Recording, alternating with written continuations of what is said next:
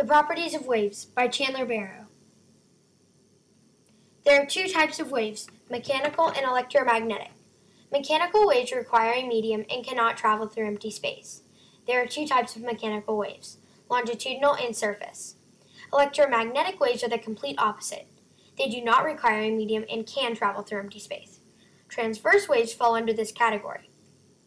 Longitudinal waves move parallel to the direction of the wave movement. This causes a back and forth vibration within its particles. Longitudinal waves are made up of compressions and rarefactions. An example of a longitudinal wave is a sound wave. Transverse waves move perpendicularly to the direction of the wave movement. These waves are made up of crests and troughs, and an example of a transverse wave is an electromagnetic wave, or any wave that falls along the electromagnetic spectrum.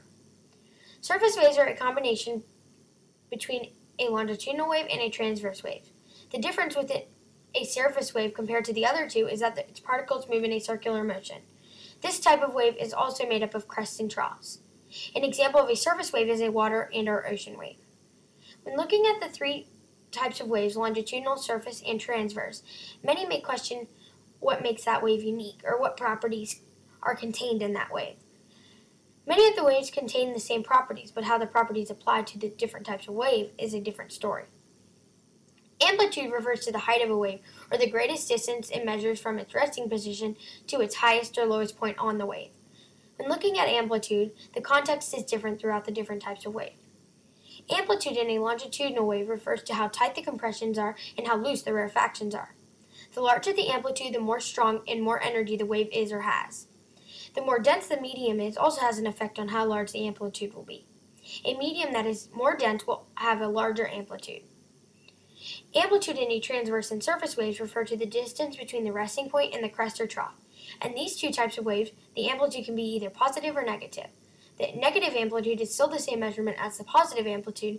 It just refers to the amplitude being measured from the resting position to the trough and not from the resting position to the crest.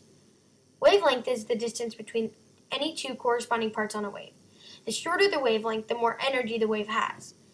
This property is also measured different depending on the wave type.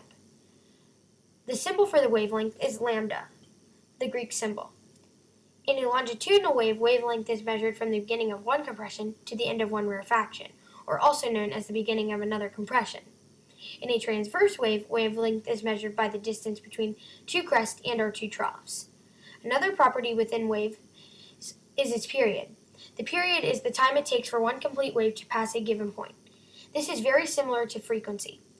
Period is measured in seconds. The formula used for period is period equals 1 divided by its frequency. Frequency is the number of times per second that a wave cycles.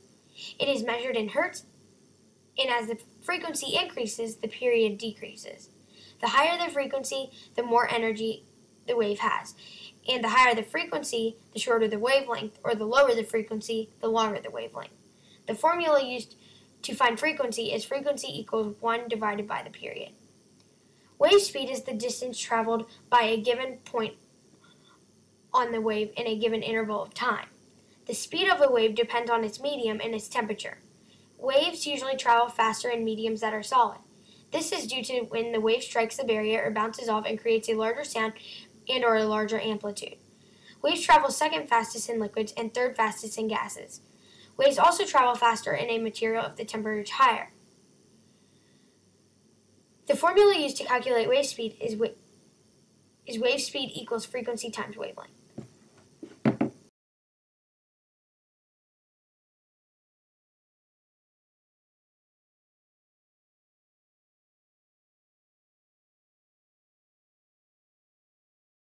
Created using Powtoon.